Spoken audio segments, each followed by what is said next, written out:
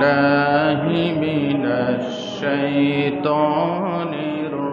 الرجيم بسم الله الرحمن الرحيم إن الله وملائكته يصلون على النبي يا أيها الذين آمنوا صلوا عليه وسلموا تسليما اللهم صل على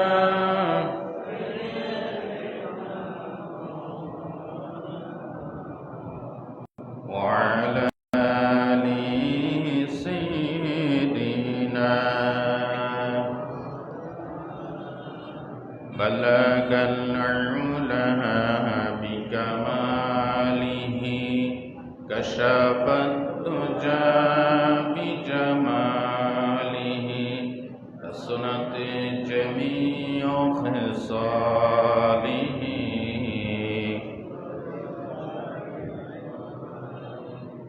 আরবের বুকে মক্কার পরে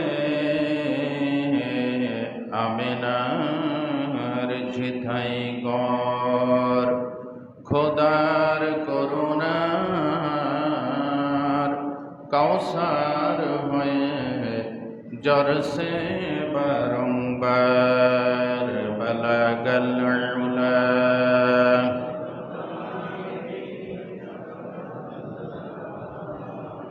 حسنت جميع خصاله আজকে সম্মানিত উপস্থিতি দিনদার ইমানদার কোরআন প্রিয় ইসলাম প্রিয় সর্বস্তরের মুসলিমবৃন্দ তরুণ আর যুবক বন্ধুগণ পর্দার আড়ালে মা এবং বোনেরা আসসালামু আলাইকুম ওয়া রাহমাতুল্লাহি ওয়া বারাকাতুহু। আপনারা সবাই কেমন আছেন?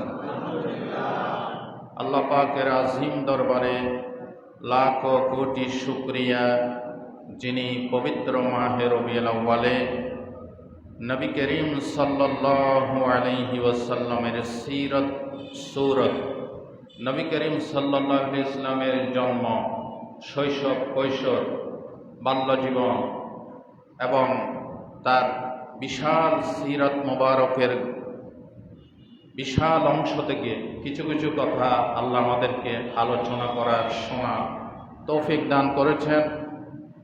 আল্লাহর কাছে দোয়া করি এই কথাগুলি আমাকে, জুমার উপস্থিত সমস্ত মুসল্লি ভাইদেরকে এবং মিডিয়ার মাধ্যমে যারা শুনবেন, আল্লাহ সকলকে আমল করার তৌফিক দান করেন। বিশ্বনবী মুহাম্মদুর রাসূলুল্লাহ সাল্লাল্লাহু আলাইহি ওয়াসাল্লাম, আল্লাহ পাক তাকে একটি মিশন নিয়ে এই পৃথিবীতে পাঠিয়েছেন। সেই মিশন হচ্ছে ইসলাম প্রতিষ্ঠার মিশন। সেই মিশন কিসের মিশন? কি প্রতিষ্ঠা? ইসলাম প্রতিষ্ঠা। আর ইসলাম এমন একটি জীবন বিধান, এমন একটি মতবাদ যেটা কোনো মানুষের তৈরি করা নয়। ইসলাম কার তৈরি করা? আল্লাহ তৈরি করা। আর যে জমিনে আমরা বসেছি এই জমিনটা কার? আল্লাহ। বাস, নবীজি এই মিশনকে ফুলফিল করার জন্য, এটাকে প্রতিষ্ঠা করার জন্য, এটাকে 100% কামিয়াব করার জন্য, মনজিলে মকসুদে পৌঁছায় দেওয়ার জন্য প্রাণান্তকর প্রচেষ্টা করেছেন এবং তিনি যুদ্ধ করেছেন, জিহাদ করেছেন, কারাবরণ করেছেন, মানুষের গালিগালাজ শুনেছেন, নিজের মাতৃভূমি পর্যন্ত পরিত্যাগ করে চলে গিয়েছেন। এই কথাগুলি কি সত্য নাকি মিথ্যা? সত্য।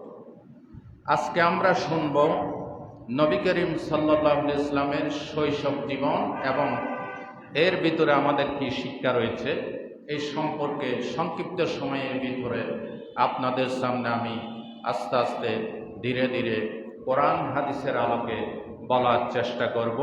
বিমাশিয়াতিল্লাহি তাআলা ওয়া বিফদলিল্লাহি তাআলা ওয়া বিইজনিল্লাহি তাআলা ওয়া বিরহমাতিল্লাহি তাআলা।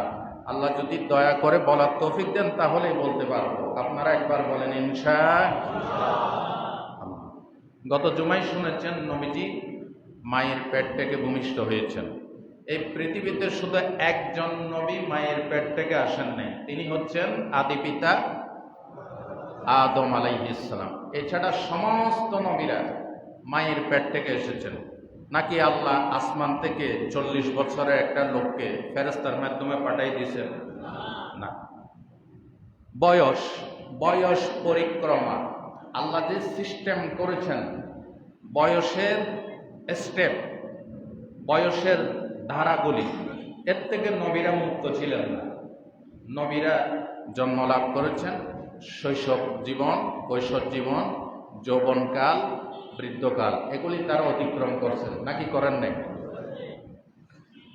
আল্লাহ রাব্বুল আলামিন সূরাতুর রুমের 54 নম্বর আয়াতে বলেন, আল্লাহুল্লাযী খালাকাকুম মিন দুরফিন সুম্মা জা'আলা মিন বা'দি দুরফিন কুওয়াতান সুম্মা জা'আলা মিন বা'দি কুওয়াতিন দুরফান ওয়া শাইবা ইয়াখলুকু মা ইয়াশা। রব্বুল আলামিন বলেন, তিনি মহান সত্তা, যিনি তার বান্দাদেরকে দুর্বল অবস্থা থেকে সৃষ্টি করেন।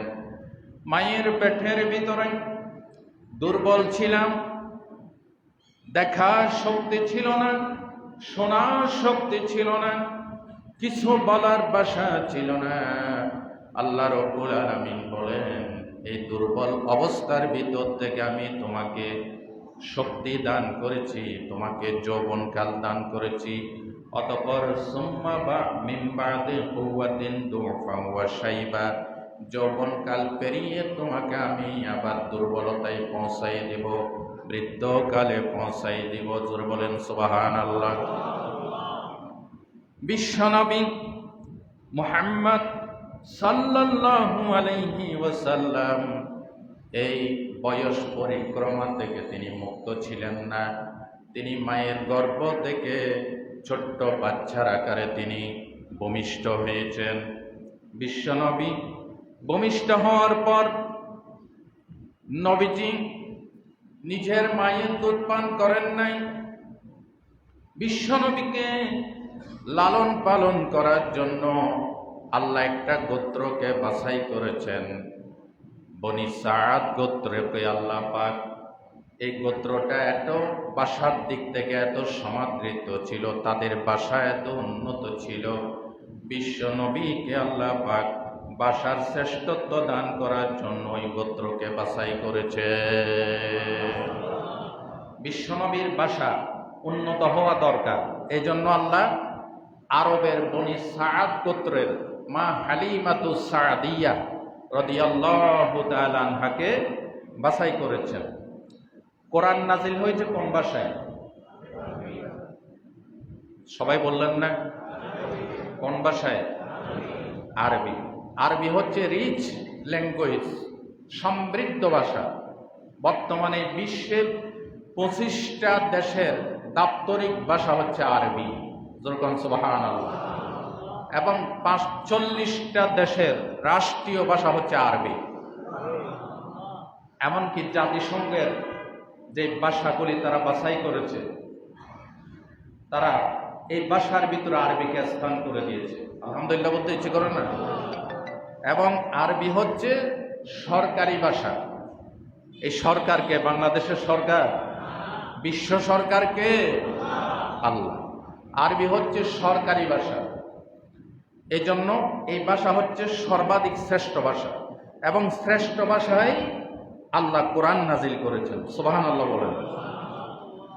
আল্লাহ রাব্বুল আলামিন সূরা ইউসুফের 2 নম্বর আয়াতে বলেন, ইন্না আনজালনাহু কুরআনান আরাবিয়্যা লাআল্লাহুম তা'কিলুন।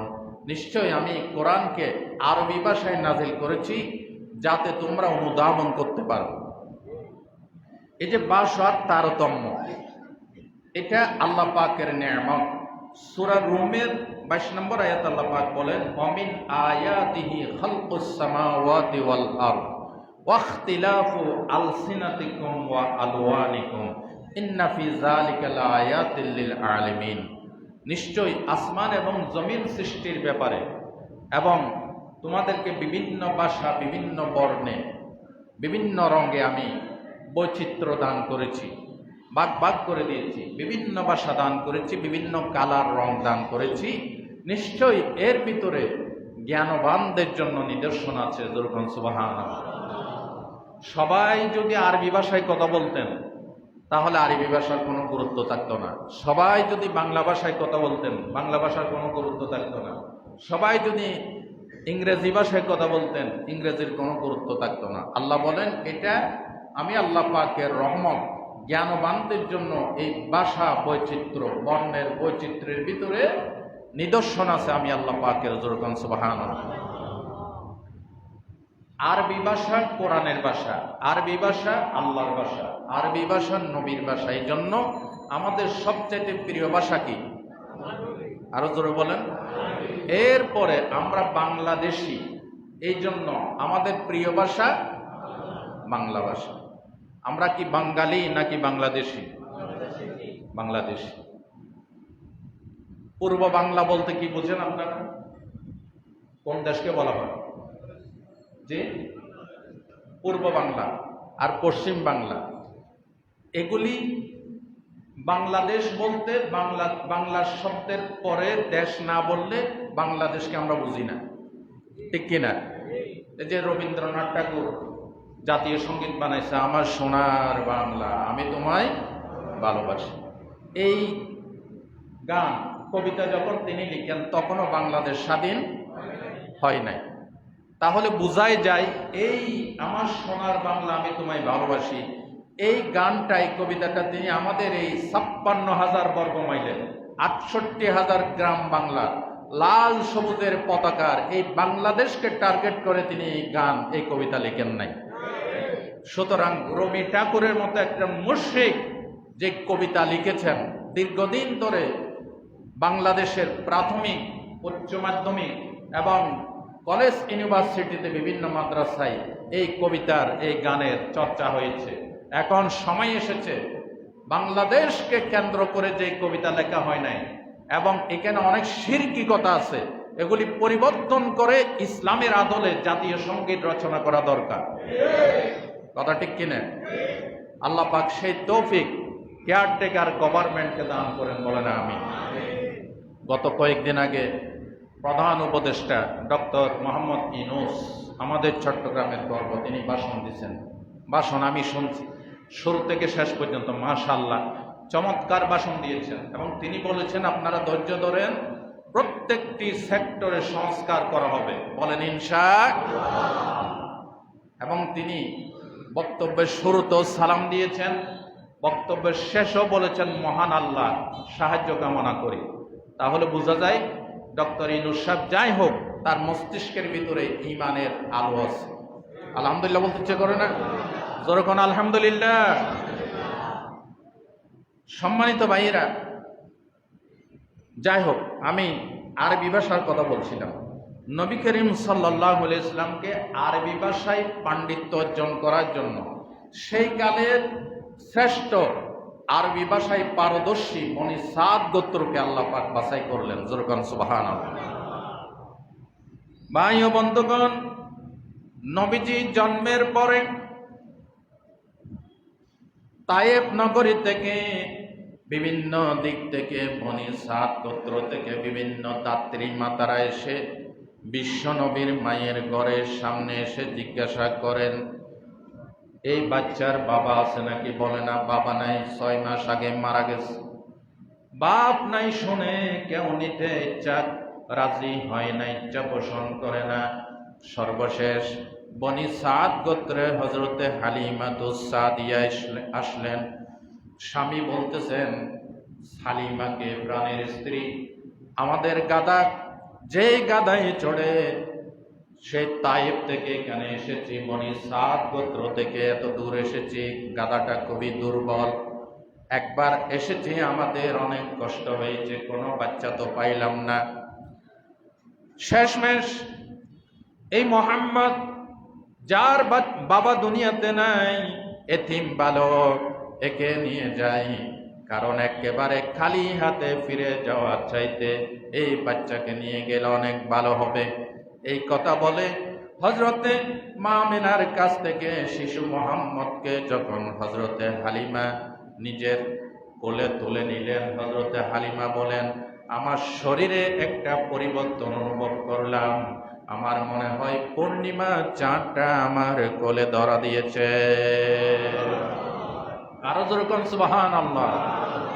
আকাশ হতে চাঁদ নেমেছে মা আমিনার কোলে, আদার রাতে উঠল যেন চাঁদের চেরাগ জ্বলে, চাঁদের চেরাগ জ্বলে।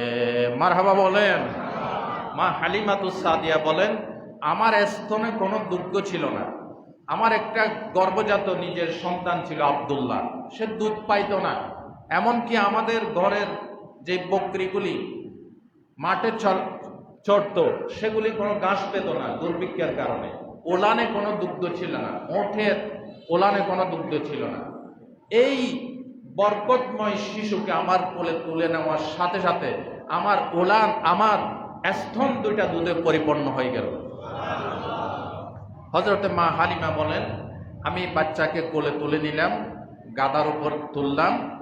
যেই গাদা আসার সময় সকলের পিছে পড়ে গেল, এত জীর্ণ শীর্ণ দুর্বল ছিল, সেই গাদা এখন অন্যান্য দাত্রী মাতাদের আগে ছুটে সকলের আগে চলে যায়। দাত্রী মাতারা জিজ্ঞাসা করে, কি হালিমা, তুমি আসার টাইমে যে গাদায় সওয়ার হয়ে এসেছো, এটা কি সেই গাদা? বলে হ্যাঁ। তাহলে এটা এত শক্তি পেল কোথায়? মা হালিমা বলেন, আমি এক বরকতওয়ালি, এক ইজ্জতওয়ালা, এক বরকত এবং সবলতা সম্পন্ন একজন শিশুকে, যার নাম মুহাম্মদ সাল্লাল্লাহু আলাইহি ওয়াসাল্লাম, তাকে আমি নিয়েছি। হতে পারে এই বাচ্চার বরকতে আল্লাহ আমার গাদাকে শক্তিশালী করে দিয়েছে। মা হালিমা বর্ণনা করেন, ঘরে গিয়ে দেখলাম আমার চারণভূমিতে কোনো ঘাস ছিল না। মুহাম্মদ সাল্লাল্লাহু আলাইহি ওয়াসাল্লামকে নেওয়ার পরপরই আমার চারণভূমিগুলি তৃণলতা দিয়ে, সবুজ ঘাস লতা পাতা দিয়ে ভরপুর হয়ে গেল। হযরতে হালিমা বলেন, রাত্রিবেলায় দুধ দোহন করার জন্য আমাদের ওটের ওলানে কোনো দুগ্ধ ছিল না। আমার স্বামী বলেন, মুহাম্মদকে যে রাত্রে আমাদের বাড়িতে নিয়ে এসেছি, প্রথম রাত্রে আমি তাকায় দেখলাম ওটের উলানগুলি দুধ দিয়ে পরিপূর্ণ হয়ে গেছে। আমার নবীজি বরকত আলী নবী, শিশু নবী যদি এত বরকত হয়, ওই নবী যে সিরত নিয়ে, যে আদর্শ নিয়ে দুনিয়াতে এসেছেন, ওই নবীর আদর্শ সিরত মুবারক যদি, নবীজির জীবন যৌবনের আদর্শগুলি যদি বাংলাদেশে ব্যক্তি, পরিবার, সমাজ ও রাষ্ট্রে যদি প্রতিষ্ঠিত হয়ে যায়, দেশে বরকত সমৃদ্ধ হবে কিনা? আরো জোরে বলেন, হবে কিনা? আল্লাহ রাব্বুল আলামিন বলেন, লাকাদ কানা লাকুম ফি রাসূলিল্লাহি উসওয়াতুন হাসানাহ। আল্লাহ পাক বলেন, you have an excellent example in the messenger of Allah. তোমাদের জন্য গ্রহণযোগ্য মহত্তম আদর্শ আমার নবীর ভিতরে আমি রেখে দিয়েছি। বারবার বলেছি, আমাদের আদর্শ কোন পীর সাহেব নয়, কোন মাওলানা নয়, কোন খাজা বাবা নয়, কোন লিডার নয়, ইয়াবার সাথে জড়িত, জুয়ার সাথে জড়িত, দখলদারিত্বের সাথে জড়িত, দুর্নীতির সাথে জড়িত এমন কোন পথ হারা নেতা আমাদের আদর্শ নয়। আমাদের আদর্শকে মুহাম্মদ সাল্লাল্লাহু আলাইহি ওয়াসাল্লাম, রাসূল আমার ভালোবাসা, রসুল আমার আলো আশা, রসুল আমার প্রেম বিরহের মূল আলোচনা, রসুল আমার কাজে করবে অনুপ্রেরণা। কথা ঠিক না বেঠিক? কত রকম রাজার নীতি প্রজার নীতি দেখলাম, দুঃখ হাইরে দুঃখ ছাড়া আর কিছু না পেলাম। তাই তো শুধু মনে পড়ে সোনার মদিনা, তাই তো শুধু সোনার মদিনা। আলহামদুলিল্লাহ বলেন।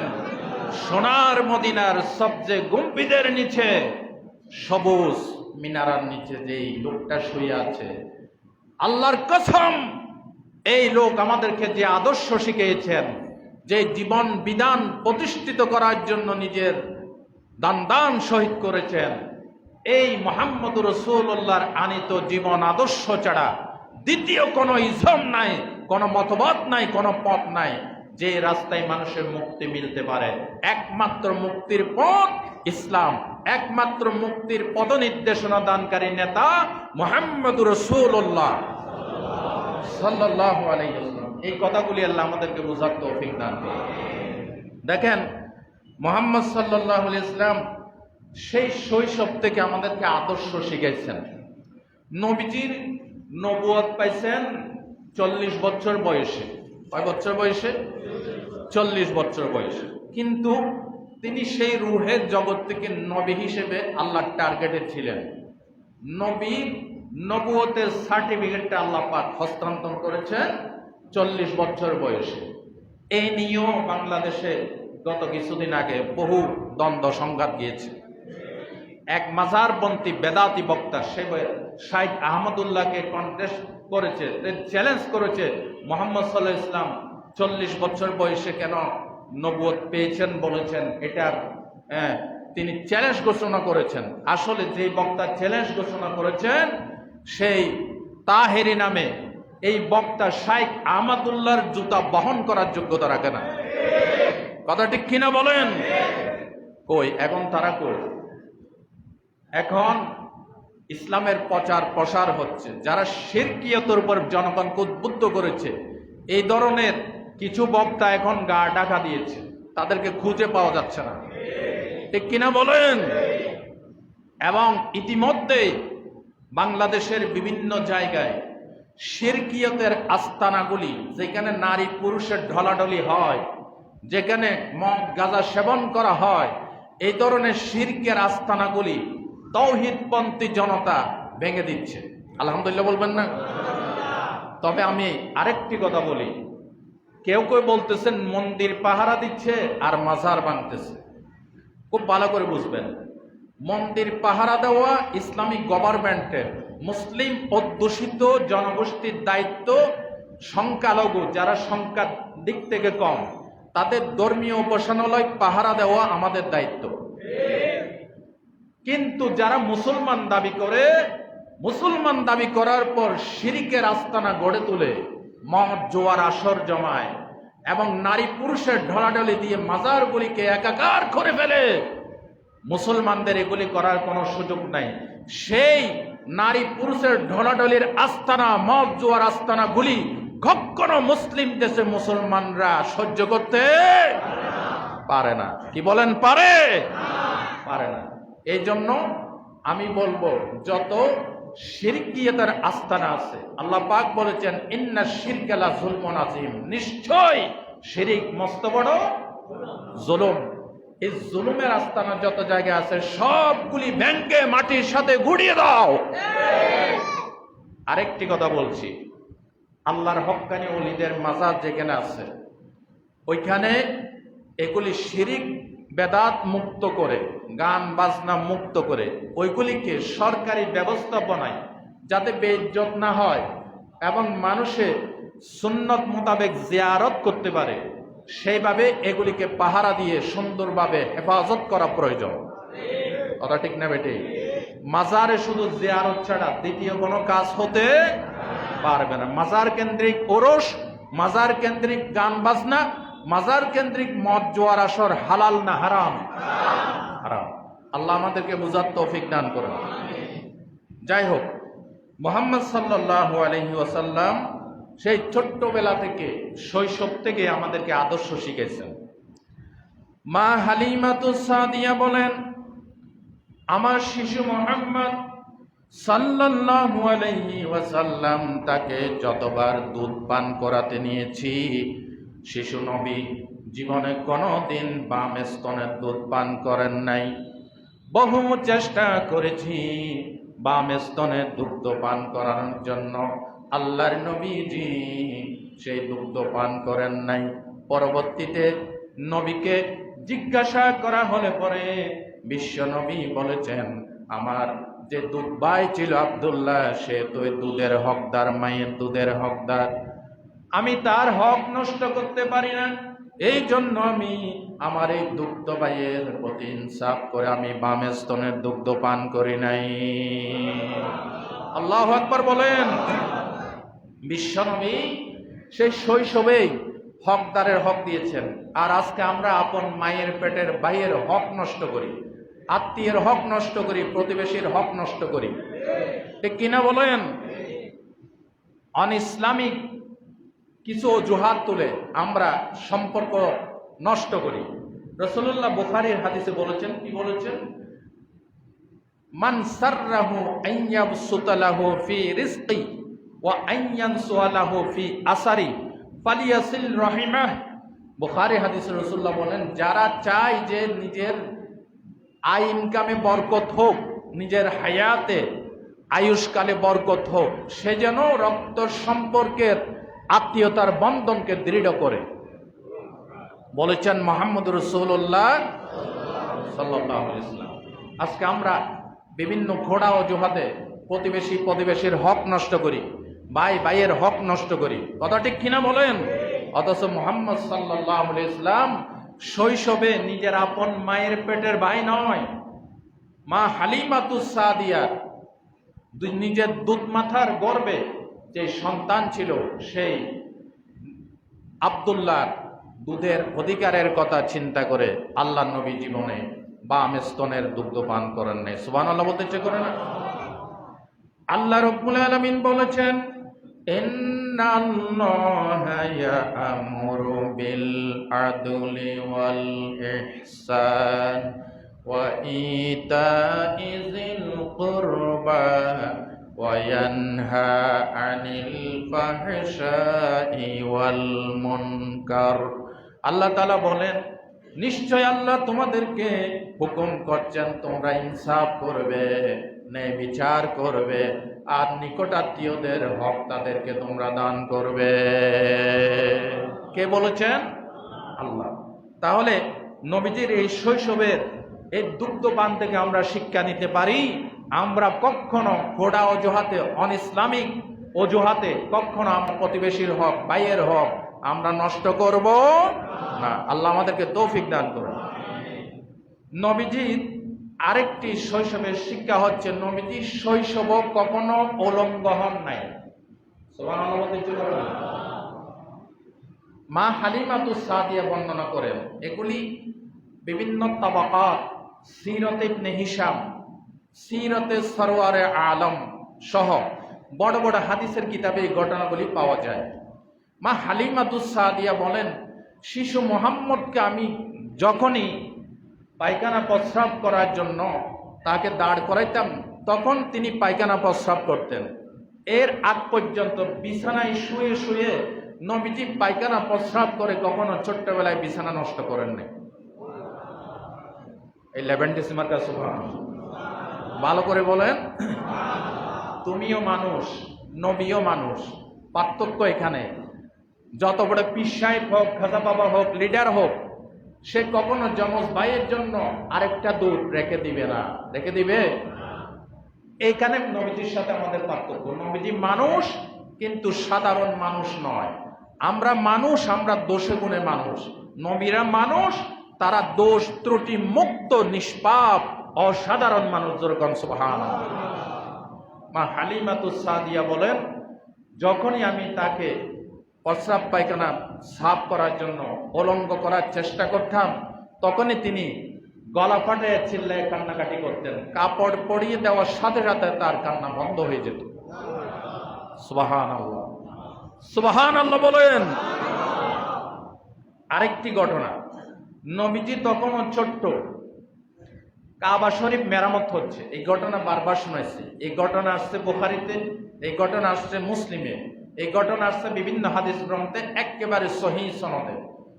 তো বাচ্চারা সবাই পাথরগুলি বহন করে করে মাথার উপর করে নিয়ে যাচ্ছে। কেউ কেউ মাথায় যাতে কষ্ট পাওয়া না যায় সেজন্য পরনের লুঙ্গি খুলে সেটা মাথার উপর দিয়ে সেটার উপর ইটগুলি বহন করে নিয়ে যাচ্ছে। এই ঘটনা দেখে নবীজির চাচা আব্বাস বললেন, বাতিজা মুহাম্মদ সাল্লাল্লাহু আলাইহি ওয়াসাল্লাম, তুমি যে পাথরগুলি মাথার উপর করে নিয়ে যাচ্ছ, তোমার বড্ড কষ্ট হচ্ছে, তুমি এদের মতো পরনের লুঙ্গিটা খুলে মাথার উপর দিয়ে নিয়ে যাও। বুখারীর হাদিস, সহিহ মুসলিমের হাদিস, আল্লাহর নবী চাচার পরামর্শ মোতাবেক কাপড়ের গিটে, লুঙ্গির গিটে যখন কাপড় কোড়ার জন্য হাত দিয়েছেন, আল্লাহর নবীজি সাথে সাথে বেহুশ হয়ে জমিনে পড়ে গেলেন। সহিহ মুসলিমের বর্ণনা, ফাতামাহাত আইনাহু ইলাস সামা সুম্মা কামা ফাকালা মুহাম্মদ সাল্লাল্লাহু আলাইহি ওয়াসাল্লাম ইজারি ইজারি। আল্লাহর নবী বেহুশ হয়ে জমিনে পড়ে গেলেন। চক্ষু দুইটা আসমানের দিকে তিনি নিবন্ধিত রেখেছেন। সাথে সাথে তিনি দাঁড়িয়ে বললেন, ইজারি ইজারি, আমার লুঙ্গি আমার লুঙ্গি। সাথে সাথে নবীজিকে লুঙ্গি পরাইয়ে দেওয়া হলো। জোরকান সুবহানাল্লাহ। তার মানে হলো মুসলমান কখনো উলঙ্গ হতে পারে না, উলঙ্গ হয়ে নবী হওয়া যায় না, উলঙ্গ হয়ে আল্লাহর ওলি হওয়া যায় না, উলঙ্গ হয়ে মাওলানা হওয়া যায় না, উলঙ্গ হয়ে কেউ মুসলিম দাবি করতে পারে।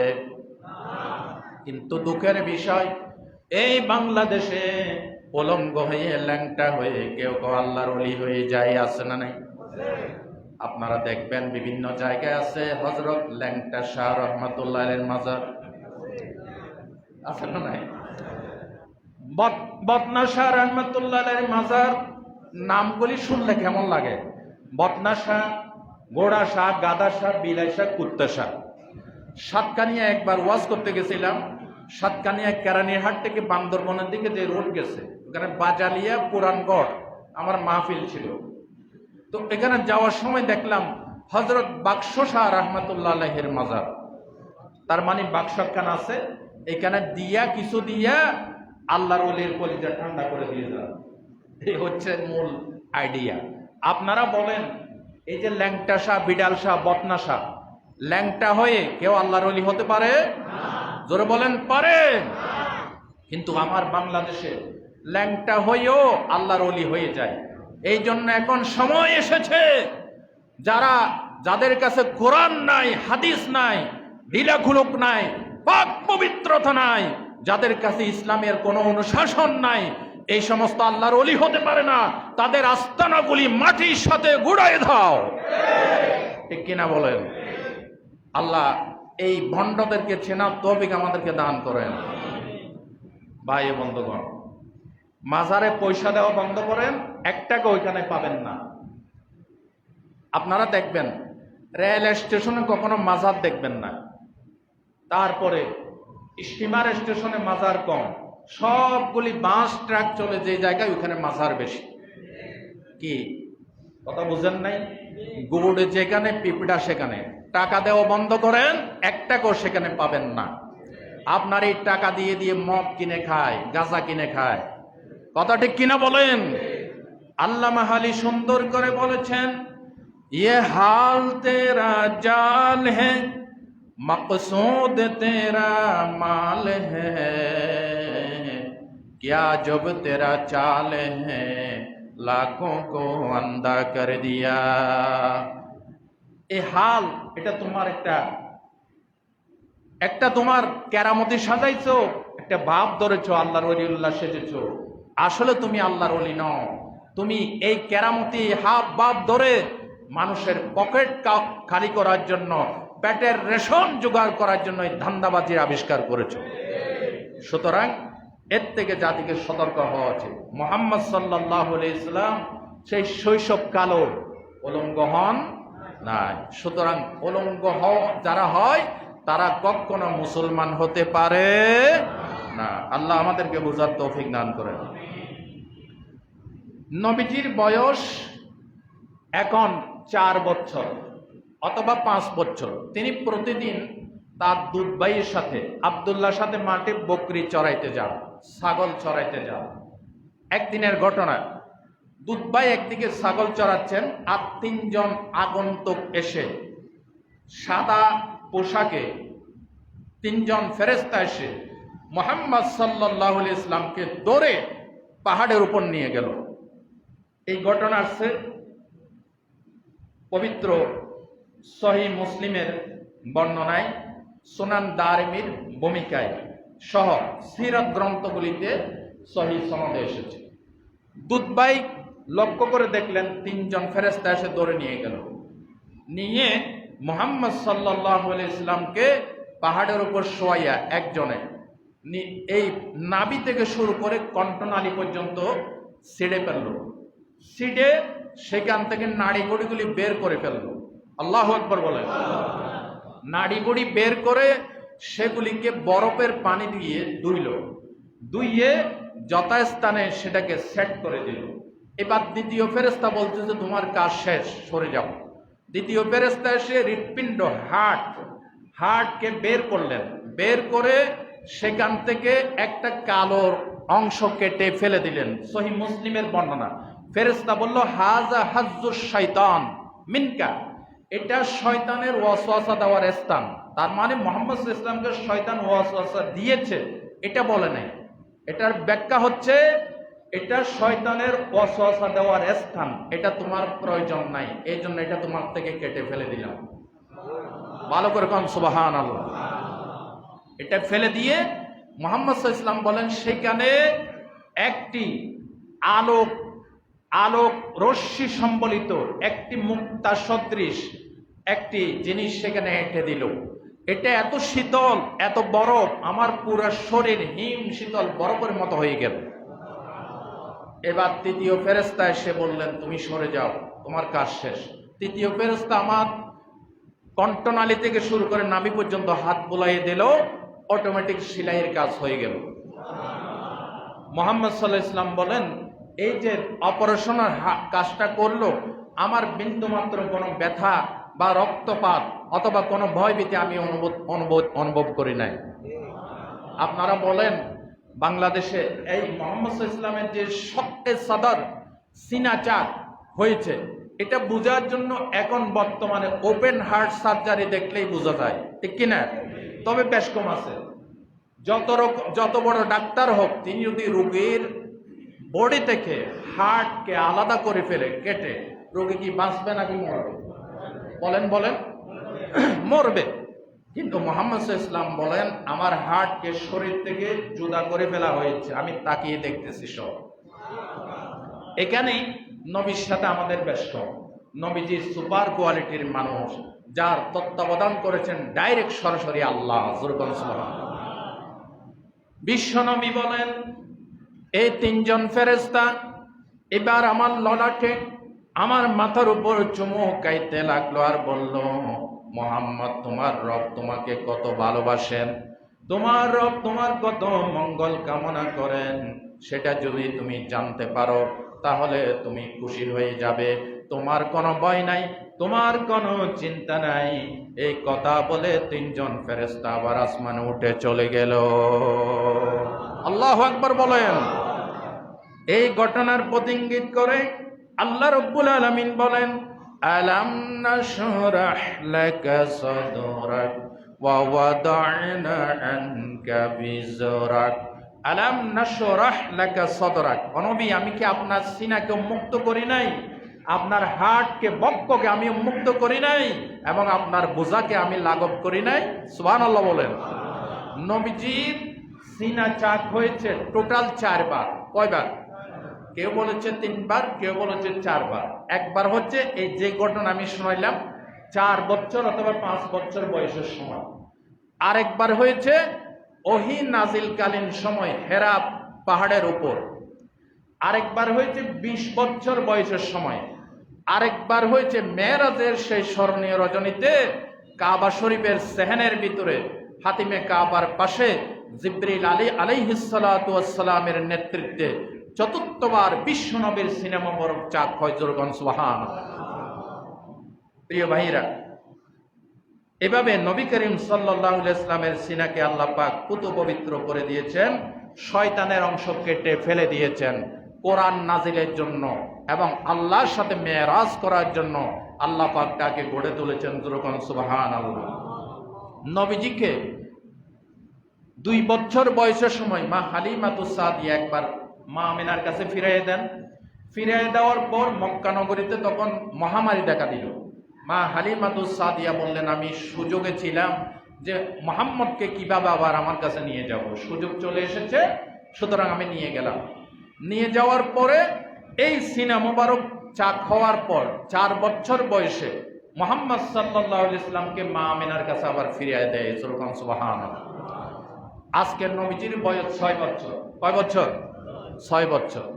নবীজি প্রতিদিন ময়দানে খেলা দেখতে যান, কিন্তু খেলেন না। আমার নবী জীবনীতে এসেছে তিনি জীবনে কখনো খেলেন নাই। মাঠের পাশে বসে চিন্তা করতেন, আসমানকে বানাইলো, জমিনকে বানিয়েছে, এই বিশ্ব জগতের স্রষ্টাকে। সুবহানাল্লাহ। একদিনের ঘটনা, ছেলে পেলেরা সবাই খেলা দেখে যার যার ঘরে চলে গিয়েছে। মুহাম্মদ সাল্লাল্লাহু আলাইহি ওয়াসাল্লাম একা মাঠের পাশে বসে বসে কাঁদতেছে। ছেলেরা দৌড়ে দিয়ে গিয়ে বলে, মা মেনা, অন্ধকার নেমে গিয়েছে, তোমার ছেলে মুহাম্মদ একা একা কাঁদতেছে, আপনি জলদি করে যান। মা মেনা এসে মুহাম্মদ সাল্লাল্লাহু আলাইহি ওয়াসাল্লামকে চুমু দিয়ে কোলে তুলে নিয়ে গেলেন। বলে, বাবা কেন কান্দো, কারণটা কি? বলে, মা গো, এই ময়দানে প্রতিদিন আসি, সন্ধ্যা বেলায় দেখি যার যার পিতা মাতা এসে নাম ধরে ডাক দিয়ে আদর করে তুলে করে নিয়ে যাই। প্রতিদিন এই ময়দানে আসি, একদিনের জন্য আমার বাবা এসে মুহাম্মদ বলে একটা ডাক দিল না। মা গো, আমার কি বাবা এই দুনিয়াতে বেঁচে নাই? আল্লাহু আকবার। নবীজির বয়স তখন কয় বছর? 6 বছর। মা মেনা কি জবাব দিবেন? আব্দুল মুত্তালিবের কাছে গিয়ে বললেন, আব্বা হুজুর, আপনার নাতি তার আব্বাকে দেখতে চাই, বলেন আমি কি জবাব দেই? হযরত আব্দুল মুত্তালিব বলে, মা গো, তুমি ঘরের দাসী উম্মে আইমানকে নিয়ে একটি উটের ব্যবস্থা করো। মক্কা মদিনার মাঝখানে আব্দুল্লাহর কবর আছে, আব্দুল্লাহর কবরটা তাকে দেখাইতে নিয়ে যাও। মা মেনা 6 বছরের শিশু মুহাম্মদ, ঘরের দাসী উম্মে আইমান বহু কষ্ট করে উটের পৃষ্ঠে সওয়ার হয়ে মদিনা শরীফ চলে গেলেন। মদিনা শরীফে 1 মাস ছিলেন। 1 মাসের ভিতরে ইহুদিরা ষড়যন্ত্র করলো মুহাম্মদ সাল্লাল্লাহু আলাইহি ওয়াসাল্লামকে চিনতে পেরে মুহাম্মদকে মেরে ফেলার জন্য। শেষ নবীর লক্ষণ তার ভিতরে দেখতে পেয়ে তারা মারার চক্রান্ত করেছিল। মদিনা শরীফের লোকেরা বলল, আমেনা, এই মদিনাতে মুহাম্মদকে বেশি দিন রাখা নিরাপদ হবে না, তাকে নিয়ে যাও। আসার সময় মক্কা মদিনার মাঝখানে আবওয়া নামক একটা জায়গা আছে, ওই জায়গায় আব্দুল্লাহর কবর আছে। হযরতে মা আমেনা সেখানে এসে বললেন, বাবা মুহাম্মদ, এই জায়গায় তোমার আব্বা শুয়ে আছে। আব্বার কথা শোনার পর বিশ্বনবী এত জোরে চিল্লায় কান্নাকাটি করলেন। বুখারী শরীফের হাদিসে এসেছে, চতুর্দিকে সবাই লোকজন জড়ো হয়ে গেছে। হয়তোবা কবরের ভিতর থেকে আব্দুল্লাহ আল্লাহকে বলতেছিল, আল্লাহ আমার কবর ভেঙে দাও, আমি আমার শিশু মুহাম্মদকে একটু কোলে তুলে নেই। আল্লাহু আকবার বলেন। কবর জিয়ারত হয়ে গেল। মা আমিনা মক্কা শরীফে আসতেছেন, ঠিক সেই মুহূর্তে মা আমিনার গায়ে জ্বর উঠে যায়, সাথে সাথে তিনি জমিনে লুটে পড়লেন। হযরত মা আমিনা নিজের সন্তান মুহাম্মদকে ঘরের দাসী উম্মে আইমানের হাতে তুলে দিয়ে বলেন, উম্মে আইমান তোমার ছেলের মতো করে আমার কলিজার টুকরাকে দেখে রাখবে। এই কথা বলে মা আমিনা সেখানে ইন্তেকাল করলেন। 6 বছর বয়সে শিশু মুহাম্মদ, মা নাই বাবা নাই, আল্লাহ পাক ইচ্ছা করে করেছেন, এতিম বানিয়েছেন কারো ছত্র ছায়ায় থেকে। মা বাবার সমর্থন পেয়ে তিনি দিন প্রচার করুক, এটা আল্লাহ পাক চান নাই। আল্লাহ বলেন, হাবিব আপনাকে বিশাল একটা মিশন দিয়ে পাঠিয়েছি। এই মিশন ইসলাম প্রতিষ্ঠার মিশনে আপনার মায়ের সহযোগিতা লাগবে না, বাবার সহযোগিতা লাগবে না, আমি আল্লাহ আপনার জন্য যথেষ্ট। আল্লাহ পাক বলেন, আলাম ইয়াজিদিকা ইয়াতীমান ফাআওয়া, ও নবী আমি কি আপনাকে এতিম পাই নাই? ফাআওয়া, অতঃপর আপনাকে আমি আশ্রয়ের ব্যবস্থা করেছি। নবীজি এতিম ছিলেন, এই জন্য তিনি এতিমের অধিকার প্রতিষ্ঠা করেছেন। এই শিশু নবী এতিমের অধিকার প্রতিষ্ঠার জন্য হাদিস বর্ণনা করেছেন। যেরকম সুবহানাল্লাহ। সুনান তিরমিজির বর্ণনায় রাসূলুল্লাহ বলেছেন, আনা ওয়া কাফিলুল ইয়াতীমে ফিল জান্নাতি কাহাতাইন ওয়া দাম্মা সাবিহু ইয়ানি বিস সাবাবাতি ওয়াল উস্তা, রাওয়াহু তিরমিজি। রাসূলুল্লাহ বলেন, যে ব্যক্তি কোনো এতিমের লালন পালন করবে, এতিমকে সহযোগিতা করবে, আমি মুহাম্মদ সাল্লাল্লাহু আলাইহি ওয়াসাল্লাম এবং ওই এতিমের লালন পালনকারী জান্নাতে এইভাবে থাকবো। এই কথা বলে নবীজি মধ্যমা এবং তর্জনী এই দুইটা আঙ্গুলকে একসাথ করে দেখালেন। ভালো করে বলেন। রাসূলুল্লাহ আরো বলেছেন, as-sa'i আলাল আরমিলাতে ওয়াল মিসকিনে কাল মুজাহিদে ফি সাবিলিল্লাহ, রাওয়াহু মুসলিম। সহিহ মুসলিমের বর্ণনায় রাসূলুল্লাহ বলেন, যারা কোনো তালাকপ্রাপ্ত অথবা স্বামী মারা গেছে এমন কোন বিধবাকে স্থান করে দিবে, সহযোগিতা করবে, এতিম এবং বিধবার জন্য ব্যয় করবে, জিহাদের ময়দানে জিহাদ করে যে সব, আল্লাহ তাকে সে সব দান করবে। শিশু নবী, বালক নবী, এতিম নবী আমাদেরকে এই শিক্ষাগুলি দিয়েছেন। যেরকম সুবহানাল্লাহ। এই শিক্ষাগুলি, এই আদর্শগুলি, এই সিরতগুলি যদি আমাদের এই সমাজে আমরা প্রতিষ্ঠিত করতে পারি, তাহলে এই সমাজে এতিম, শ্রমিক, অধিকার বঞ্চিত মানুষের অধিকার প্রতিষ্ঠিত হবে। এছাড়া মুহাম্মদ সাল্লাল্লাহু আলাইহি ওয়াসাল্লাম ছাড়া ইয়াবার সাথে জড়িত, মদের সাথে জড়িত, চরিত্রহীন কোন নেতার আদর্শ দিয়ে এই সমাজ থেকে দুর্নীতি, জুলুম, শোষণ দূর হবে না। এই কথাগুলি আল্লাহ আমাদেরকে বুঝার তৌফিক দান করেন। সম্মানিত ভাইরা, আজকের এই কথাগুলি আমাকে, আমার শ্রোতা ভাইদেরকে এবং মিডিয়ার মাধ্যমে যারা শুনবেন, আল্লাহ সকলকে আমল করার তৌফিক দান করেন, বলেন আমিন। যারা সুন্নত পড়বেন সুন্নত পড়েন।